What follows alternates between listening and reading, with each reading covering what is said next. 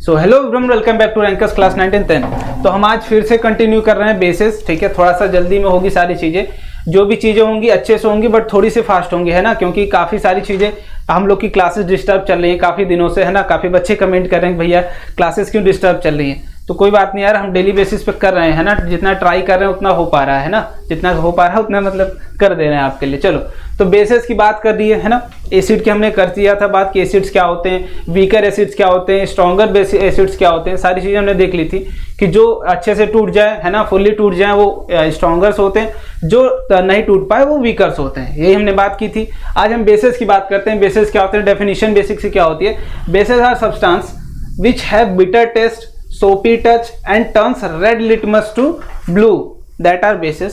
Okay, तो basic से definition आपको एग्जाम में भी यही लिखनी होती है भाई कि जो इतनी जो चीजें हैं, ठीक है, इतनी वाली जो भी चीजें हैं वही आपकी बेसिक डेफिनेशन होती है आपके लेवल पे, है ना।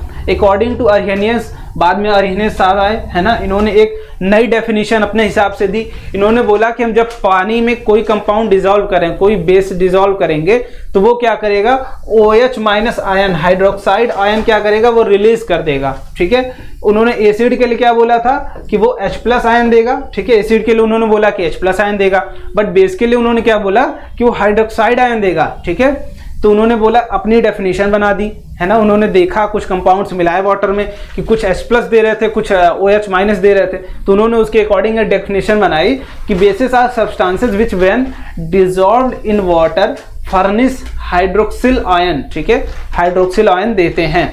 चलो अब आगे चलते हैं। Based on acidity of base, तो सबसे पहले हम समझ लेते हैं कि स्ट्रॉन्गर एसिड क्या होती है। ठीक है, स्ट्रॉन्ग एसिड्स क्या, स्ट्रॉन्ग बेस क्या होते हैं और वीक बेस क्या होते हैं। ठीक है, बेस क्या होते हैं, हम देखो स्ट्रॉन्ग है या फिर वीक है हम कैसे डिसाइड करते हैं। हम डिसोसिएशन प्रॉपर्टी देखते हैं कि जो अच्छे से कंप्लीटली डिसोसिएट हो जाता है वाटर में, हम उसे क्या बोलते हैं, स्ट्रॉन्ग बेस। ठीक है, जैसे हम एग्जांपल ले सकते हैं NaOH। ठीक है, NaOH क्या हमारा स्ट्रॉन्ग बेस है।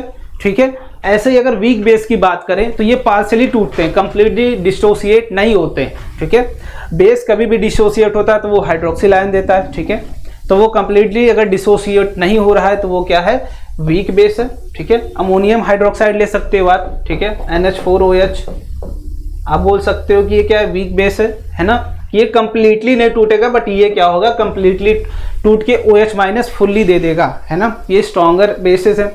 अब based on acidity of basis हम कुछ कैटेगराइजेशन करते हैं कि कुछ बेसिस होते हैं, उनके टाइप्स ऑफ बेसिस बोल सकते हो आप। ये टाइप्स ऑफ बेसिस हैं on the basis of acidity. ठीक है, एसिडिटी क्या होती है, नंबर ऑफ हाइड्रोक्सिल आयन जितना वो रिलीज करते हैं उन्हीं के अकॉर्डिंग हम कैटेगराइज करते हैं। जैसे देखो यहाँ पे हमने फर्स्ट पार्ट क्या किया, मोनोबेसिक, डाइबेसिक। अब मोनोबेसिक की अगर बात करें तो हम एग्जाम्पल क्या लिए, NH4OH। आप इसको अगर वाटर में मिलाते हो, ठीक है, तो ये सिर्फ एक ही देगा, एक ही हाइड्रोक्सिल आयन देगा, है ना। ये OH- रिलीज करेगा बट एक ही रिलीज करेगा। क्यों, क्योंकि इसके पास है ही एक, है ना। जब है ही एक तो एक ही रिलीज ही करेगा। बट डाई एसिडिक बेस क्या करते हैं, इनमें देखो कितने हैं हाइड्रोक्सिल आयन, 2 बेसिस। आप देख के पता कर सकते हो भाई, कंपाउंड अगर आप देख रहे हो तो आप क्या बोलोगे, ये MgOH का ट्वाइस है ना, OH का ट्वाइस। आप बेसिस देख के समझ सकते हो कि क्या है भाई, कि यहाँ पे OH हमें मिलता है ना, OH मिलता है तो वो बेसिस होते हैं। तो अगर हम इसको एक्वस मीडियम में रखते हैं, ठीक है, तो ये टूट के OH- को कितना देगा, 2। ठीक है, इसकी कैपेबिलिटी है 2 देने की। तो ये क्या हो गया, डाई एसिडिक और मोनो एसिडिक। वैसे ही डाई बेसिक भी होता है ना। डाई बेसिक एसिड उसमें क्या होते हैं, जिसमें एक H+ मिले, 2 H+ मिले, तो वो आप ऐसे कैटेगराइज कर सकते हो। ठीक है ना। चलो अब हम एसिड्स पढ़ चुके हैं, उनके यूजेस की बात कर लेते हैं। तो सबसे पहले स्ट्रॉन्गर एसिड H2SO4 की बात करते हैं, sulphuric acid. Sulphuric acid is used in manufacture of fertilizers. ठीक है, आजकल जनरली बहुत ज़्यादा यूज होते हैं यार फर्टिलाइजर्स। हम क्यों यूज़ करते हैं, प्रोडक्टिविटी बढ़ाने के लिए, है ना।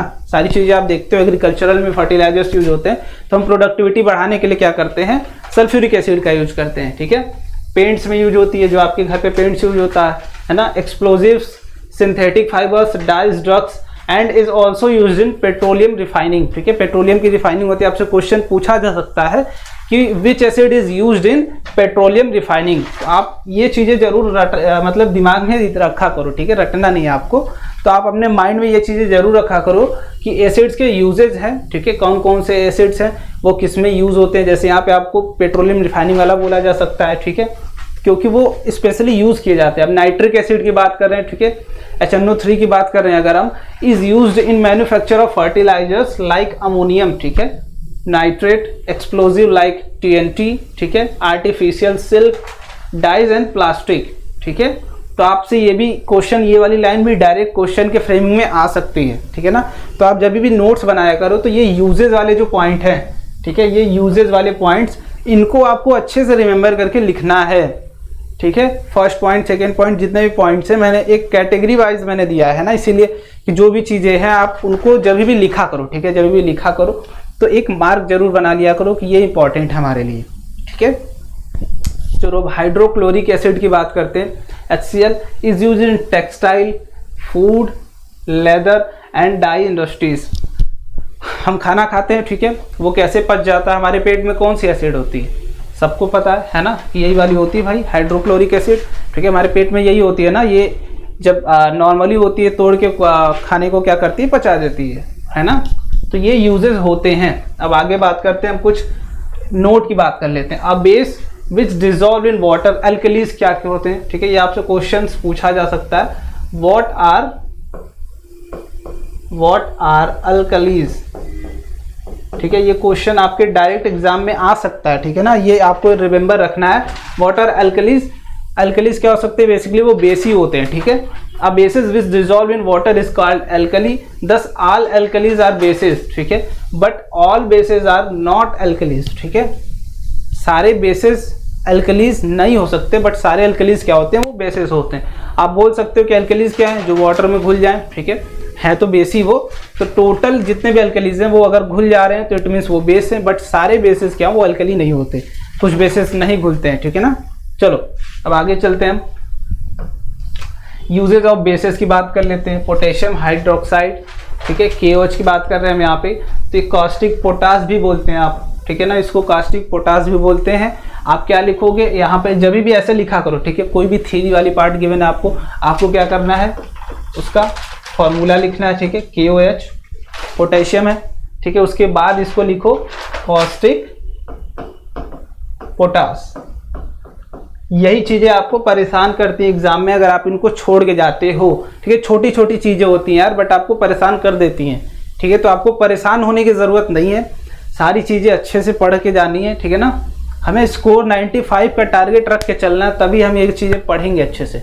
अगर 95 का आपका टारगेट है, पहले तो आपको एक टारगेट बनाना पड़ता है, ठीक है। आप कभी भी किसी एग्जाम के लिए पढ़ रहे हो, आपका टारगेट होना चाहिए कि मुझे इतना स्कोर करना है, उसके हिसाब से ना पढ़ाई करोगे। अब किसी का टारगेट 70% है तो 70% के हिसाब से तैयारी करेगा, है ना। दिन में हो सकता है 3 घंटे पढ़ रहा हो, 3 घंटे से तो 70% भी मुश्किल है, ठीक है, तो बट उसको बढ़ाओ, है ना। Calcium hydroxide is used in manufacture of bleaching powders, ठीक है। कैल्शियम हाइड्रोक्साइड बेस जो होता है CaOH ट्वाइस, ठीक है। आप जब भी नाम पढ़ा करो उसका फॉर्मूला जरूर लिखा करो खुद से। Calcium hydroxide is used in manufacture of bleaching powder, softening of hard water, ठीक है। हार्ड वाटर को सॉफ्ट करने के लिए, अभी हार्ड वाटर आप नहीं जानते हो, ये देखो क्या होता है D2O, ठीक है। बेसिकली हम जो जानते हैं वो क्या होता है H2O, है ना, हम जानते हैं H2O, बट हार्ड वाटर क्या होता है D2O। तो ये चीज़ें आपको मिलेंगी आगे, ठीक है, धीरे धीरे मिलेंगी, बट आप नॉर्मली जानो कि हार्ड वाटर D2O, ठीक है ना। Ammonium hydroxide is used for removing grease stains from cloth, ठीक है। अमोनियम हाइड्रोक्साइड जो होता है NH4OH, ये किसके लिए यूज होता है, ग्रीस स्टेन्स फ्रॉम, जो ग्रीस के स्टेन्स होते हैं कपड़ों से हटाने के लिए यूज होता है, ठीक है। चलो अब आगे देखते हैं। जितनी भी चीज़ें अगर समझ में आती रहे, है ना, तो कमेंट जरूर करते रहो, है ना। भले वीडियो प्रीमियर हो रही है तो उससे क्या मतलब, बट आप कमेंट करते रहो, मैं चेक करता हूँ, ठीक है, बीच बीच में चेक करते रहता हूँ चीज़ें, जो भी पॉसिबल रिप्लाईज होंगे मैं वो दूंगा, है ना। अब बात करते हैं सॉल्ट्स की। हमने देखो थोड़ी थोड़ी बातें सबकी की थी, बट डिटेल में नहीं की थी, है ना। थोड़ी थोड़ी बातें सबकी की थी, पर डिटेल में नहीं की थी। ये डिटेल हम पढ़ रहे हैं। साल्ट्स और ionic compound which contain a positive ion, ठीक है। साल्ट्स क्या होते हैं, आयनिक कंपाउंड होते हैं जो कंटेन क्या करते हैं, पॉजिटिव आयन, केटायन हम उन्हें बोलते हैं। और नेगेटिव एनायन। अब हम फॉर्म कैसे करते हैं, एसिड, हमने रिएक्शन पढ़ा हुआ है जबकि, है ना, ऑलरेडी पढ़ा हुआ है। एसिड प्लस बेस क्या मिलके बनाते हैं, सॉल्ट प्लस वाटर, ठीक है। तो आपको करना क्या है, आप जब भी एसिड लेते हो, ठीक है, आप जब भी एसिड लेते हो और बेस लेते हो तो उसमें से आप H2O पहले बना लो, ठीक है। आप जितने भी एलिमेंट्स उसमें हैं सेपरेटली, ठीक है, सेपरेटली जितने भी एलिमेंट्स हैं उनमें से वाटर निकाल लो, आप हाइड्रोजन निकाल लो, हाइड्रोक्सिल आयन निकाल लो, दोनों मिला के आपने वाटर बना लिया। अब जितना कंपाउंड बचा अगर उसको मिला दोगे तो आप क्या पा जाओगे, सॉल्ट, अपना सॉल्ट पा जाओगे, ठीक है। कैसे, देखो आप बोलोगे कैसे भैया, HCl हमने लिया, NaOH लिया, है ना, हमें वाटर बनाने के लिए एक H+ यहाँ से चाहिए, एक हाइड्रोक्सिल आयन यहाँ से चाहिए, तो हमने क्या किया, वाटर बना लिया, H2O निकाल लिया, एक हाइड्रोजन यहाँ से, एक हाइड्रोजन यहाँ, 2, और एक ऑक्सीजन हमने निकाल लिया। बचा क्या, Na, आप जानते हो प्लस वाला कंपाउंड हम पहले लिखते हैं Na, और Cl यहाँ पे हमने बना दिया, तो क्या होगा, सोडियम क्लोराइड, हमारा कॉमन सॉल्ट जो है वो बन के आ गया, ठीक है। अब कुछ एग्जांपल्स हैं, K2SO4, NaCl आप बोल सकते हो, ठीक है। आप देखो, अब हमने चीज़ें देखी, एग्जांपल्स सॉल्ट्स के कैसे कैसे हैं, है ना, हमने चीज़ें देखी, बट क्या आपके माइंड में ये आया कि भैया अगर हमने सॉल्ट ये वाला देखा, ठीक है, ये वाला सॉल्ट देखा, तो हम ये पता जरूर कर सकते हैं कि ये किस किस एसिड किस बेस से मिल के बना हुआ है। जैसे हम अगर K2SO4 की बात करें, ठीक है, अगर K2SO4 की हम बात कर रहे हैं, K2SO4, तो ये किन चीज़ों से मिल के बना है, आप SO4 तो गेस कर पा रहे हो कि ये H2SO4 होगा, है ना, ये H2SO4 होगा, प्लस KOH इसी से मिलके बना होगा, क्योंकि आपके पास पोटेशियम है, ये तो एसिड आपका मिल गया, आपको क्या चाहिए, बेस, तो आपकी बेस बना दिया आपने, ठीक है, सिंपल चीज़ थी। अगर हम NaNO3 की बात करें, ये वाला तो अभी हमने देखा था, NaNO3 की बात करें, सोडियम नाइट्रेट की, ठीक है, तो आप बोल सकते हो HNO3 की, ये तो है ही, ठीक है, NO3 के पास अगर आपने H लगा दिया तो वो क्या हो गया, आपका एसिड। अब NaOH की बात करो, ठीक है, NaOH की बात करो अगर, तो ये दोनों मिलके क्या बना रहे हैं, हमारा NaNO3, ठीक है, nitric acid plus sodium hydroxide मिलके क्या बना दे रहे हैं, सोडियम नाइट्रेट, ठीक है।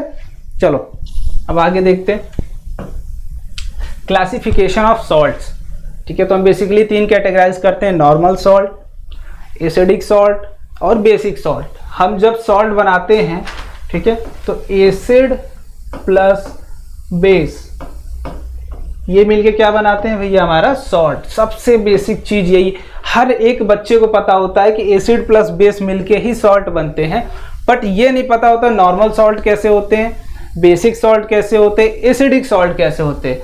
जब देखो नॉर्मल सॉल्ट्स हमने पढ़ा था, वीकर एसिड वीकर बेस, है ना, स्ट्रॉन्ग एसिड स्ट्रॉन्ग बेस। जब आपका एसिड और बेस दोनों सेम लेवल में हो, ठीक है, सेम लेवल, आप बोलोगे कि एक हमने स्ट्रॉन्ग पेन ली, एक वीक पेन ली, दोनों को मिलाओगे, जब टकराओगे तो स्ट्रॉन्ग वाला तो वीक वाले को तोड़ देगा ना, वो स्ट्रॉन्ग वाला मजबूत पड़ गया तो उसका दबदबा हो जाएगा ना, वहाँ पे वो डोमिनेट कर जाएगा। ऐसे ही अगर आपकी एसिड क्या सेम लेवल की है, दोनों स्ट्रॉन्ग तो वो क्या हो गए, नॉर्मल सॉल्ट्स, ठीक है, दोनों स्ट्रॉन्ग या फिर वीक, है ना, दोनों एक दूसरे की जो क्वांटिटी जितनी चाहिए सॉल्ट बनाने के लिए उतना ही। अगर हम बात करें कि ये क्या हो गया, हमारा स्ट्रॉन्ग हो गया और बेस क्या हो गया, वीक, ठीक है, तो आपका एसिडिक कैरेक्टर क्या है, स्ट्रॉन्ग, बेसिक कैरेक्टर है वीक, ठीक है। तो डोमिनेट कौन सा करेगा, एसिडिक कैरेक्टर, ठीक है, डोमिनेट हमारा क्या कौन सा करेगा, एसिडिक कैरेक्टर। हम एसिडिक तो वो सॉल्ट्स क्या हो जाएंगे, एसिडिक, ठीक है। अगर हमारा यही रिवर्स कर देते, बेस को हमने क्या किया, स्ट्रॉन्ग कर दिया और एसिड को क्या किया, वीक कर दिया, तो बेसिक कैरेक्टर डोमिनेट कर गया, है ना, बेसिक कैरेक्टर डोमिनेट कर गया, तो आप बोलोगे जो सॉल्ट है हमारा वो बेसिक आ गया। अब डेफिनेशन देखते हैं नॉर्मल सॉल्ट्स की क्या है। These salts are form when all replaceable hydrogen of an acid are replaced by metal ions, thus they do not generally contain any replaceable hydrogen atom, ठीक है। जितने भी आपके सॉल्ट्स बनते हैं, आप एसिड की बात कर रहे हो अगर, तो जितने भी हाइड्रोजन्स होते हैं अगर वो सारे मेटल आयन से रिप्लेस हो जाते हैं, ठीक है, तो आप बोल सकते हो वो कॉमन नॉर्मल सॉल्ट, ठीक है। तो वही सेम चीज़ है भाई कि आपके जो दोनों का लेवल सेम होना चाहिए, जितना वो दे रहा उतना ही वो एक्सेप्ट कर रहा है, ठीक है। तो वही चीज़ है, एसिडिक सॉल्ट में आप देखोगे कि आपका एसिड क्या है, वो स्ट्रॉन्गर पड़ जाते हैं, स्ट्रॉन्गर प्लस वीकर एसिड्स के कम्बिनेशन से बनते हैं। ठीक है, चलो जैसे अगर यहीं पे बात कर लें, ठीक है, आपका H2CO3 प्लस NaOH मिलके बना रहे हैं। ठीक है, आपके मिलके बना रहे हैं। These salts are found when polybasic acid is partially neutralized by base and salts still have some acidic H+ ion. ठीक है, जैसे आप देखो इस सॉल्ट में एक H+ निकल जाता है बट अभी एक H+ है। ठीक है, H2CO3 अपने आप को दो हिस्से में तोड़ता है भाई, कैसे, H2CO3 H+ plus HCO3 minus, या फिर twice of H+ plus CO3 2 minus, ये दो तरीके से अपने आप को तोड़ता है। ठीक है, वो डिपेंड करता है आप कैसा रिएक्शन ले रहे हो। तो देखो यहाँ पे क्या है, सारे हाइड्रोजन्स तो नहीं हटे, है ना। ऊपर वाले कंडीशन में क्या थी, नॉर्मल वाले पे, कि जो भी हमारे हाइड्रोजन एटम्स थे वो क्या हो रहे थे, मेटल आयन से टोटली रिप्लेस हो जा रहे थे, है ना, टोटली रिप्लेस हो जा रहे थे। बट एसिडिक सॉल्ट्स में क्या हुआ, कुछ हाइड्रोजन आयन हमारे अभी भी बचे हुए थे। ठीक है, कुछ हाइड्रोजन आयन कुछ अभी भी बचे हुए थे, वो टोटली रिप्लेस नहीं हुए थे। तो आपको डेफिनेशन एक बार देख लेनी है अच्छे से। ठीक है, बेसिक सॉल्ट्स में आप देख के अंदाजा लगा सकते हो कि क्या डोमिनेट कर रहा है हमारा, OH- आयन। ठीक है, चलो, these salts are found when partial neutralization of poly acidic base. ठीक है, with acids and salt still have some basic OH- ion. ठीक है, आप बोल सकते हो कि बेस का यहाँ पे नेचर क्या है, वो स्ट्रॉन्ग था, एसिड का वीक था। ठीक है, इसलिए OH- कुछ बच गए, वो एसिड ले ही नहीं पाया। ठीक है, वीक है तो टोटली डिसोसिएट ही नहीं हुआ। जैसे अगर हम एसिड की बात करें, ठीक है, एसिड प्लस बेस, ये मिलके सॉल्ट बनाएंगे।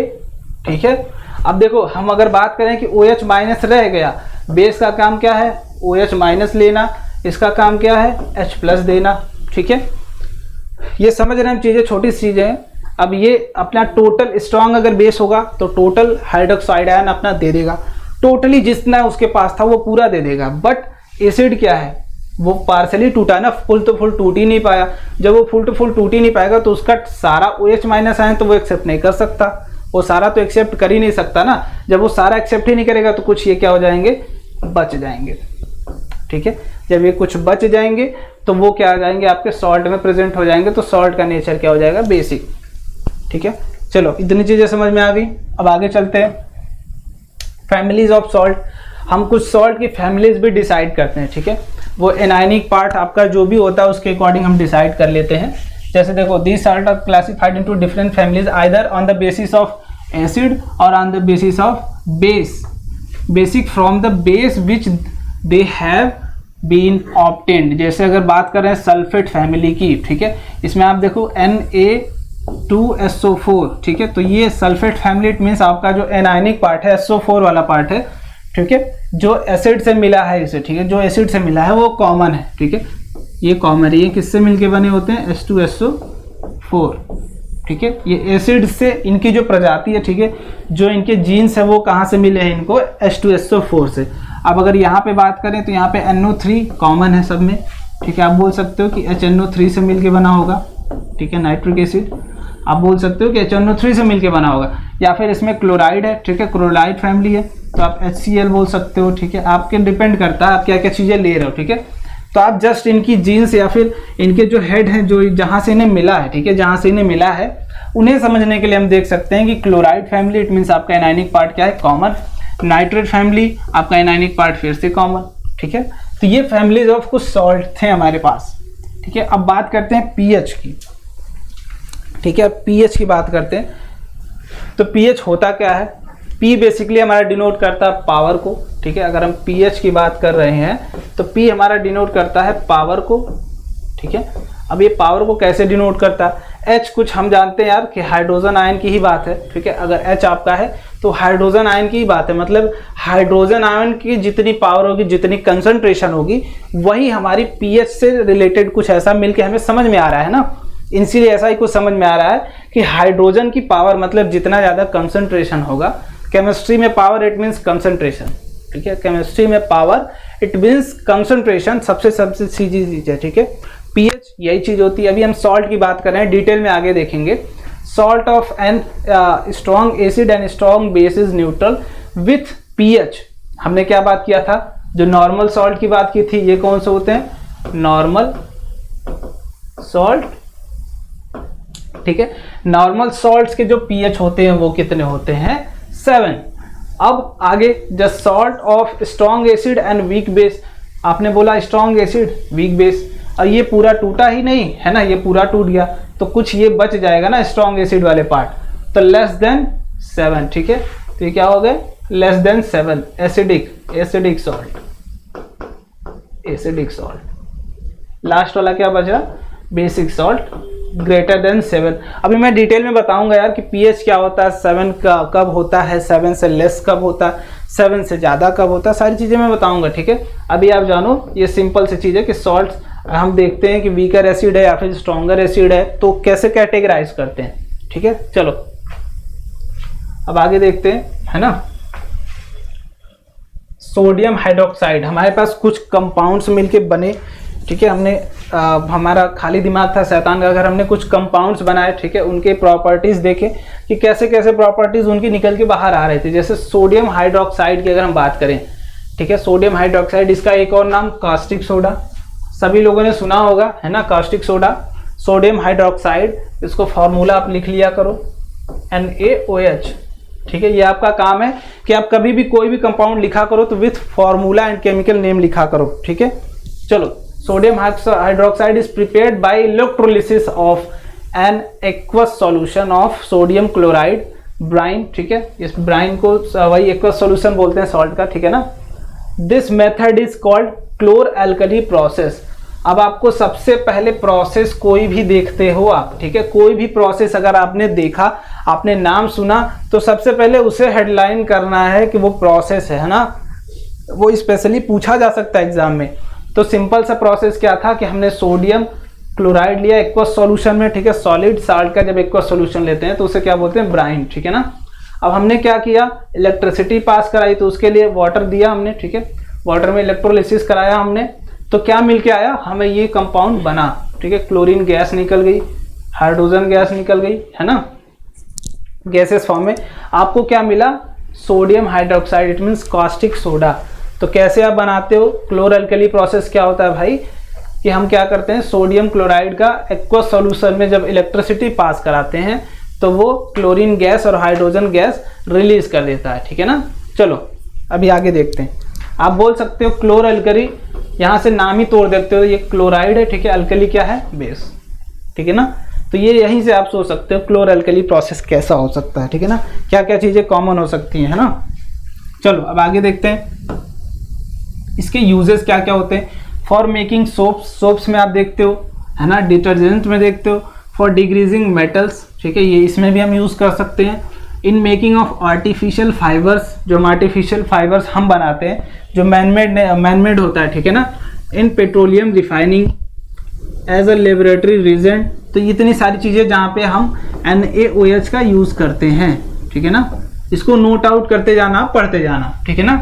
चलो अब ब्लीचिंग पाउडर की बात करते हैं, CaOCl2, ठीक है, CaOCl2 कैल्शियम ऑक्सीक्लोराइड, है ना, कैल्शियम ऑक्सीक्लोराइड हम इसे बोलते हैं भाई, आप लिख लेना एक बार, ठीक है। It is prepared by the action of chlorine gas on dry slaked lime, ठीक है। ये कैल्शियम हाइड्रोक्साइड क्या है हमारा, स्लेग्ड लाइम हम बोलते हैं इसे। हम जब इससे अगर क्लोरीन गैस पास कराते हैं, इसके सॉल्यूशन से हम अगर क्लोरीन गैस पास कराते हैं तो वो क्या रिलीज करता है, ब्लीचिंग पाउडर, ठीक है, और वाटर एक्वस सॉल्यूशन, ठीक है। तो सिंपल सी बात है, ब्लीचिंग पाउडर हम कैसे बनाते हैं, स्लेग्ड लाइम हमने लिया, कैल्शियम हाइड्रोक्साइड, ठीक है, उसमें हमने क्लोरीन गैस पास कराई तो हमें क्या मिला, ब्लीचिंग पाउडर मिल गया, ठीक है ना। स्लेग्ड लाइम से ब्लीचिंग पाउडर, तो आपको ये दे सकता है कभी भी मेथड कि स्लेग्ड लाइम से ब्लीचिंग पाउडर बनाते हो या, ठीक है, ब्लीचिंग पाउडर प्लस C, यहाँ पे दे सकता है Cl2। अब आपसे C की वैल्यू पूछी जा सकती है, ठीक है ना, C की वैल्यू पूछी जा सकती है, तो वो क्या होगी हमारी, वाटर, ठीक है। आपको इतना माइंड में रखना है आपके, है ना। चलो अब इसके यूजेस क्या क्या होते हैं। In textile industry for bleaching cotton and linen, ठीक है। In paper industry for bleaching wood pulps, ठीक है, in laundry for bleaching washed cloth, ठीक है, इन डिसिफिकेंट ड्रिंकिंग वाटर, है ना। इतनी सारी चीज़ें जहाँ पे हम यूज़ करते हैं, ठीक है। आगे चलते हैं। अब हमने बात की बेकिंग सोडा, आप खाने में यूज़ करते हो, है ना। बेकिंग सोडा एक वॉशिंग सोडा होता है, एक बेकिंग सोडा होता है, आपने नाम सुना होगा, है ना। सारी चीज़ें अब एक चीज़ किया करो कि आप नोट्स जो है ना, नोट्स इनमें ये जितने भी कंपाउंड्स हैं, baking soda, washing soda, slaked lime, है ना, क्विक लाइम, जितनी भी सारी चीज़ें उनको आप लिख लिया करो एक अच्छे से। कैल्शियम कार्बोनेट, चूना पत्थर, जो भी है सारी चीज़ें एक जगह लिखा करो, क्योंकि लिखने से सारी चीज़ें क्लियर होती हैं, ठीक है। बेकिंग सोडा की अगर बात करें, सोडियम बाइकार्बोनेट, ठीक है, when a aqueous solution of sodium chloride, ठीक है, यहाँ फिर से हमने सॉल्ट का एक्वस सॉल्यूशन या ब्राइन बोला हमने, saturated with ammonia is allowed to react with carbon dioxide, baking soda is produced along with ammonium chloride, ठीक है। तो आप रिएक्शन समझो कि हमने NaCl लिया, वाटर पास कराया, अब उसके साथ कार्बन डाइऑक्साइड और अमोनिया का भी रिएक्शन करवाया, तो हमें क्या मिला, अमोनियम क्लोराइड, ठीक है। जो हमें चाहिए क्या था भाई, बेकिंग सोडा, ठीक है, हमें चाहिए था बेकिंग सोडा, बट एक एक्स्ट्रा प्रोडक्ट आपको मिला, ठीक है। तो एग्जाम में आपको ऐसे गिवन कर सकता है कि आपकी ये रिएक्शन गिवन हो, ठीक है, ये वाली रिएक्शन दे दी हो, यहाँ पे कुछ B दे सकता है या फिर X देख सकता है, तो आपको बोला जाए what is this unknown compound, ठीक है। इस अननोन कंपाउंड को आपको फाइंड करने के लिए दे सकता है। तो आपको ये चीज़ें याद होनी चाहिए कि हमारा बेकिंग सोडा कैसे प्रिपेयर होता है। इस प्रिपेरेशन को हम क्या बोलते हैं, सॉल्वे प्रोसेस, ठीक है। या फिर रिएक्शन दे दी आपको बोला कि आइडेंटिफाई द प्रोसेस, तो आप क्या बोलोगे, सॉल्वे प्रोसेस, ठीक है। चलो अभी आगे देखते हैं इसके बाद वाला कंपाउंड। अब यूजेस की बात करते हैं, as an antacid, as an additive in food and drinks, ठीक है। हम ड्रिंक्स और फूड्स में भी यूज करते हैं, फायर एक्सटिंग्विशर, है ना, फायर एक्सटिंग्विशर में यूज करते हैं। उसके बाद वॉशिंग सोडा, कपड़े सारे लोग धुलते हो, सबके गंदे होते हैं, तो वॉशिंग सोडा को बनाने के लिए बेसिकली 2 से 3 स्टेप्स होते हैं, है ना। एक स्टेप से वो नहीं बनता, पहले वॉशिंग सोडा के लिए हमें कुछ चीज़ें अलग बनानी पड़ती हैं, उसके बाद फिर बनती है। जैसे पहला स्टेप हम क्या लेते हैं, the preparation of washing soda is carried out through multiple steps, ठीक है।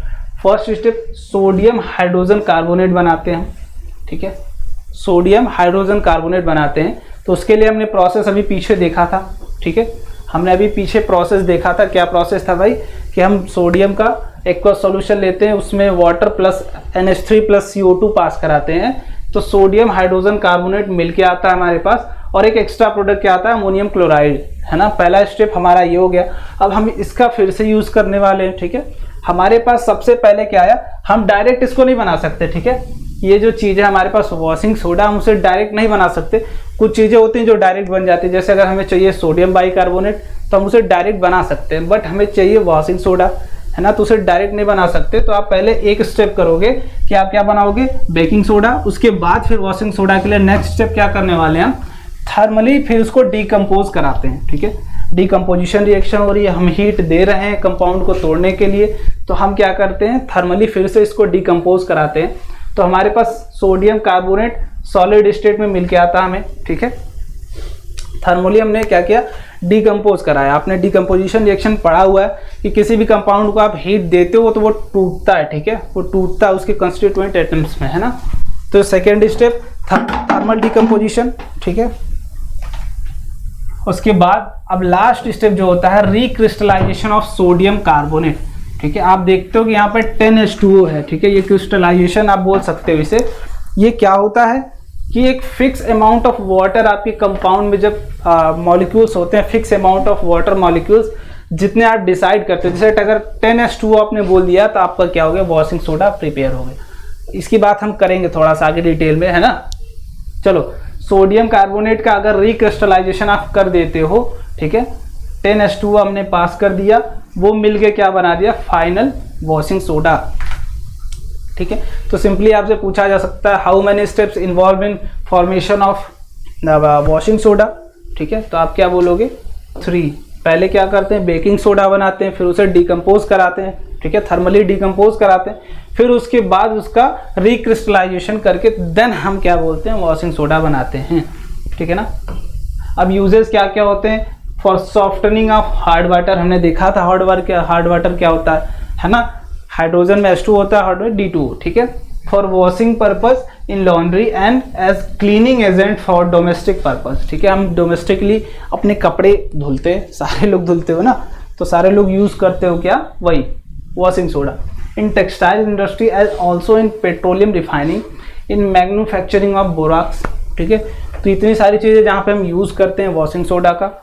ठीक है, अब प्लास्टर ऑफ पेरिस, सब नाम सुनते हैं घर में कि पीओपी करा दीजिए, है ना, सारे लोग सुनते हो कि पीओपी करा दीजिए। और एक चीज़ और सुनते हैं हम, जिप्सम की सीट आती है, दीवार बनती है जिप्सम की, है ना, ये बनी हुई है बगल में हमारे, बट दिखा नहीं सकते आपको, है ना, जिप्सम की। तो हम प्लास्टर ऑफ पेरिस बनाते हैं किससे हैं, जिप्सम से। ठीक है, इसकी रिक्रिस्टलाइजेशन हुई है, इसमें अमाउंट ऑफ वाटर कितना है, 2 मॉलिक्यूल है। ठीक है, 2 मॉलिक्यूल है, तो हम उसे तोड़ के अगर हाफ में कर लेते हैं, ठीक है, जिप्सम से। आपसे ये भी पूछा जा सकता है कि प्लास्टर ऑफ पेरिस आप बनाते किससे हो। ठीक है, बनाते किससे हो, तो आप किससे बनाते हो, जिप्सम से, और किससे, थर्मली डिकम्पोज करके, थर्मली डिकम्पोज कर देते हो आप, तो आपको क्या मिल जाता है, प्लास्टर ऑफ पेरिस। ठीक है, प्लास्टर ऑफ पेरिस में वाटर के मॉलिक्यूल कितने हैं, हाफ, बट जिप्सम में 2। ठीक है, ट्वाइस ऑफ H2O प्रेजेंट है। तो बेसिक जो डिफरेंस है क्या, कैल्शियम सल्फेट के साथ अगर ट्वाइस ऑफ H2O लगा हुआ है तो वो जिप्सम, अगर हाफ ऑफ H2O लगा हुआ है तो वो प्लास्टर ऑफ पेरिस। ठीक है, जितना मॉलिक्यूल था उतना बाहर निकल जाएगा। तो ये वाली चीज़ें आपसे पूछी जा सकती है स्पेशल नोटिस में।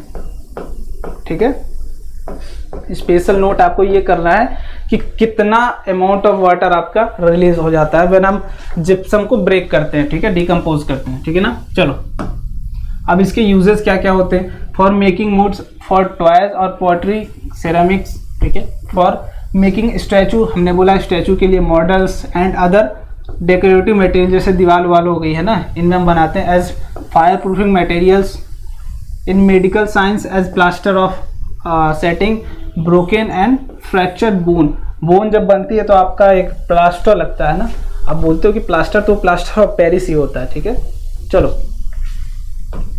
अब बात करते हैं वाटर क्रिस्टलाइजेशन क्या होती है। तो it is fixed number of water molecules present in 1 formula unit of salt. ठीक है, तो ये फिक्स्ड होते हैं कि कितने नंबर ऑफ मॉलिक्यूल्स, जैसे 10 हो सकता है, 2 हो सकता है, 4 हो सकता है, 8 हो सकता है, तो आप कितना फिक्स्ड क्रिस्टलाइजेशन करते हो वही डिपेंड करता है आपका वाटर ऑफ क्रिस्टलाइजेशन। जैसे हम यहाँ पे बात करें कैल्शियम सल्फेट, जिप्सम की बात कर रहे हैं, तो हमने कितना लिया है, 2 मॉलिक्यूल लिया है वाटर का। ठीक है, तो ऐसे ही जब भी आपके साथ कोई भी कंपाउंड दिखे, ठीक है, कोई भी कंपाउंड दिखे, मान लेते हैं हमने वॉशिंग सोडा लिया था, हमने क्या लिया था, 10H2O। ठीक है, हमने लिया था 10H2O, तो उसमें वो आप क्या बोल सकते हो कि क्रिस्टलाइजेशन ऑफ वाटर हुआ था इस कंपाउंड के लिए, तो वहाँ पे नंबर ऑफ वाटर्स या फिर number of molecules of water कितने प्रेजेंट थे, हमारे 10। ठीक है, यही होता है हमारा वाटर ऑफ क्रिस्टलाइजेशन। ठीक है, जब आप किसी भी फॉर्मूले में fix number of molecules of water से मल्टीप्लाई आप बोल सकते हो या फिर एडिशन करते हो, रिएक्शन करा के बना लेते हो, तो वही हो जाता है वाटर ऑफ क्रिस्टलाइजेशन। ठीक है, तो इतनी सारी चीज़ें थी। अब एक और चीज़ आती है पीएच, आपको वो अच्छे से समझाई जाएगी नेक्स्ट क्लास में।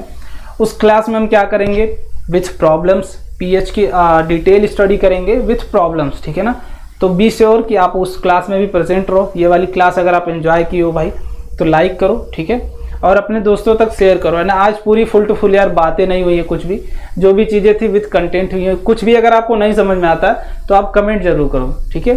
अगर सेशन एंजॉय किया हो तो उसको शेयर करो, ठीक है, अपने दोस्तों तक भी पहुंचाओ। बाकी अभी आपकी क्लासेस आज तो कंटिन्यू हुई है ना, इंग्लिश की भी हुई थी, मेरी भी हुई है। तो कल आपको क्या करना है, जूम सेशन है आपका सबका, ठीक है, जूम सेशन है आपका। तो आपको कब ज्वाइन करना है, 2 PM पे, ठीक है, 2 PM पे सबको ज्वाइन करना। आपकी कल जूम सेशन है। आप जितने भी लोग हो सबको एक बात बता दो कि डिस्क्रिप्शन बॉक्स में लिंक है, हर संडे टू संडे होती है भाई आपकी जूम सेशन। तो सबको आना है, आपके पर्सनल डाउट्स है, कैसे आप पढ़ना है, कैसे क्वेश्चंस नहीं सॉल्व हो रहे, न्यूमेरिकल्स नहीं सारे, तो सारे आप पूछ सकते हो, ठीक है। बाकी डिस्क्रिप्शन बॉक्स में लिंक है, वहाँ से ज्वाइन कर लेना, ठीक है। चलो बाय बाय।